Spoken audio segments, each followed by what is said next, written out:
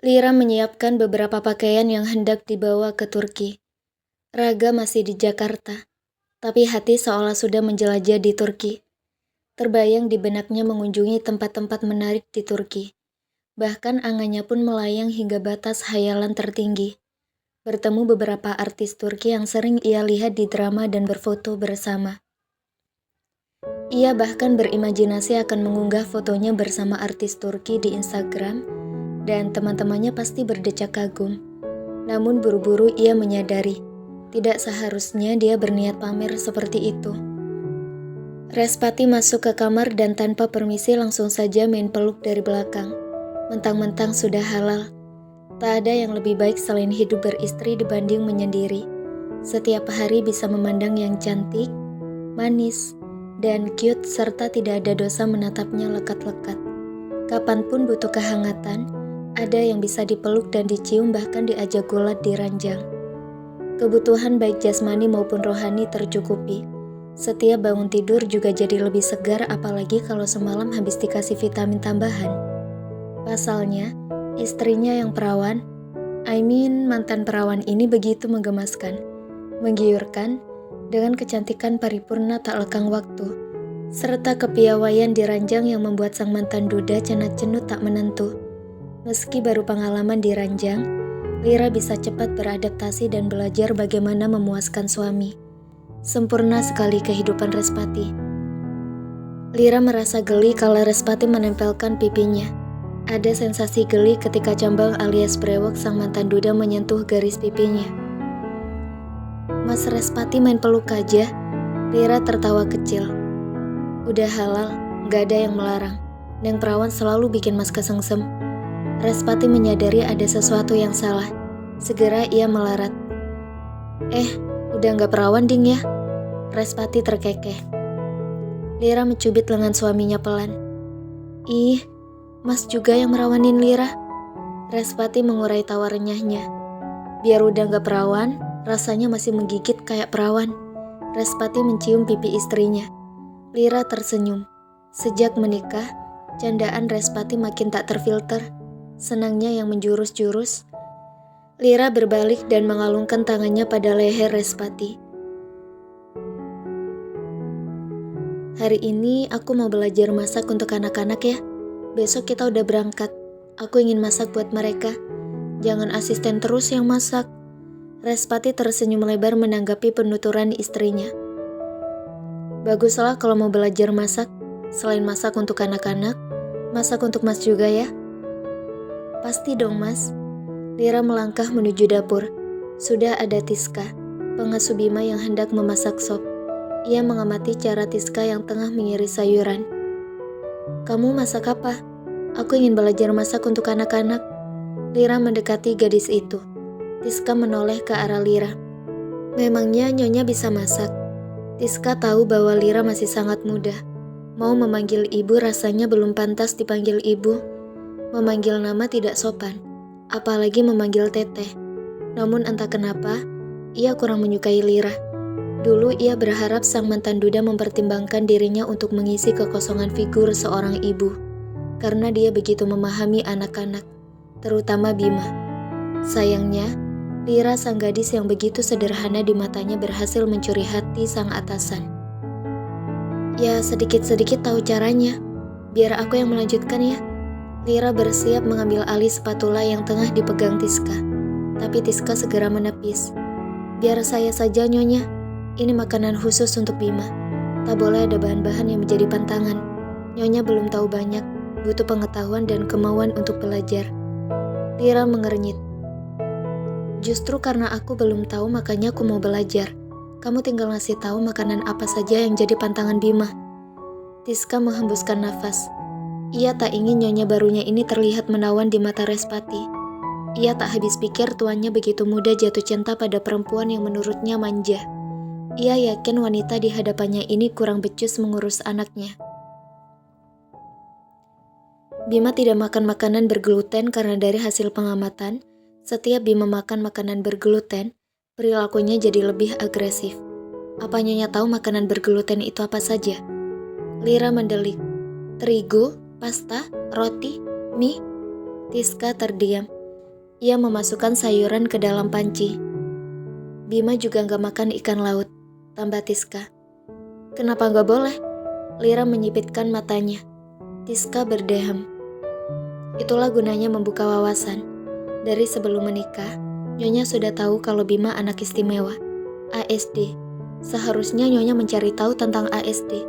Harusnya Nyonya meluangkan waktu mencari info seputar membesarkan anak ASD termasuk soal makanannya.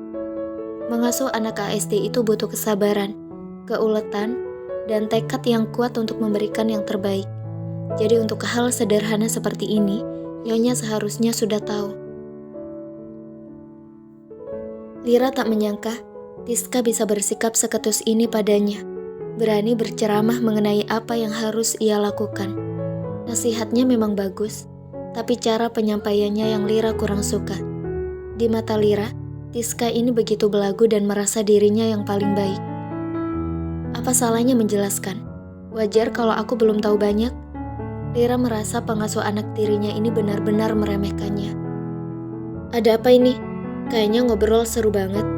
Respati tiba-tiba datang dan membuat kedua perempuan itu sedikit terkejut. Mas, tadi aku nanya kenapa Bima gak boleh makan ikan laut sama Tiska. Tapi Tiska malah bilang hal sederhana seperti ini aja aku gak tahu. Wajar kan aku belum tahu? Aku masih perlu belajar banyak. Lira mengapit lengan Respati dan bicara dengan memasang tampang duck face. Nada manja terdengar begitu kental. Tiska kesal bukan main. Lagi-lagi dia tak bisa memahami jalan pikiran sang atasan yang memilih wanita kolokan dan manja itu menjadi istrinya.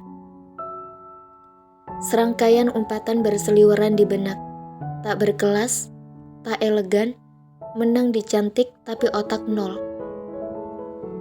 Gini, Mas jelasin ya, organ pencernaan anak autis itu mekanisme pembuangan logam beratnya belum sempurna.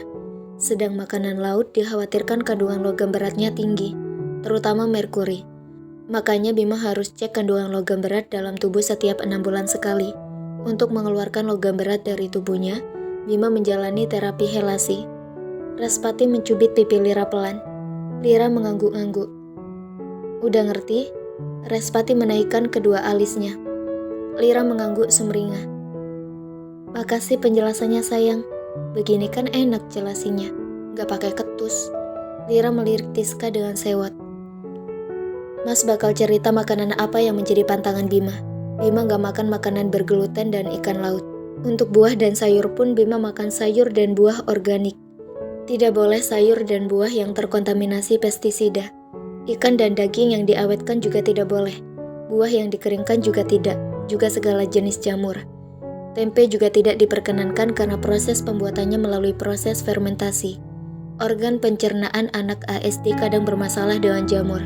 Makanya harus hati-hati sama makanan yang terbentuk dengan bantuan fermentasi. Respati menjelaskan dengan sabar dan pelan. Ia tahu, Lira belum tahu banyak tentang ASD. Ia tak akan memaksa Lira untuk menguasai ilmu mengasuh anak dengan cepat. Ia tahu Lira butuh waktu untuk belajar. Makasih Mas untuk penjelasannya. Lira akan belajar lebih baik lagi. Respati tersenyum dan mengusap pipi istrinya. Alhamdulillah, kita akan belajar bareng-bareng. Sampai sekarang, Mas juga masih terus belajar dalam mengasuh dan mendidik anak-anak. Tiska merasa enak melihat kemesraan Lira dan Respati. Lebih-lebih sikap manja Lira yang semakin menjadi. Setelah masakan matang, Respati, Lira dan kedua anak mereka makan bersama di ruang makan. Rain tampak kurang bersemangat memakan menunya. Sedang Bima masih susah payah belajar memegang sendok dan tampak tak antusias. Lira mencoba membantu menyuapkan sesendok nasi pada mulut Bima. Bukan sambutan hangat yang diterima, tapi malah muka cemberut dan geleng-geleng kepala yang diberikan. Ayo sayang makan dulu, mama yang nyuapin ya. Enggak, celetuk Bima. Ia menyingkirkan sendok yang tengah dipegang Lira. Menerima perlakuan tak bersahabat Bima membuat Lira bersedih. Menundukkan hati Bima untuk mau menerimanya itu tak mudah. Belum lagi sikap dingin Rain yang membuatnya semakin kalut. Sayang, gak boleh gitu. Mama Lira ingin menyuapi Bima. Kalau Bima gak mau disuapin, makan sendiri ya. Respati mengusap rambut Bima. Ia tahu anaknya masih merasa asing dengan Lira. Tak mudah bagi Bima untuk menerima sesuatu yang baru. Tak mudah baginya menerima kehadiran orang yang sebelumnya asing. Bima turun dari kursinya dan berjalan ke ruang tengah. Ia memilih bermain puzzle dan tidak melanjutkan makannya. Tiska segera bertindak mengambil piring Bima dan menyuapinya. Anak itu tampak lahap setelah Tiska menyuapinya. Ekspresi wajah Lira mendadak mendung. Dirinya sudah menjadi ibu Bima, tapi anak itu lebih menurut dengan pengasuhnya. Hatinya yang bergerimis seakan membasah kala Rain meletakkan sendoknya di atas piring dengan sedikit keras. Lalu beranjak dan berlalu tanpa mengucap sepatah kata. Respati memanggil Rain dengan nada sedikit tinggi. Tapi Rain tak menghiraukan. Maafkan sikap Rain ya sayang, suatu saat dia pasti mau menerimamu. Respati menggenggam erat tangan Lira. Lira tersenyum tipis meski getir itu masih terasa kuat. Ada rasa pedih yang menyakitkan. Respati melirik Bima yang tengah disuapi Tiska. Ia harap perlahan Bima mau menerima kehadiran Lira sebagai ibunya.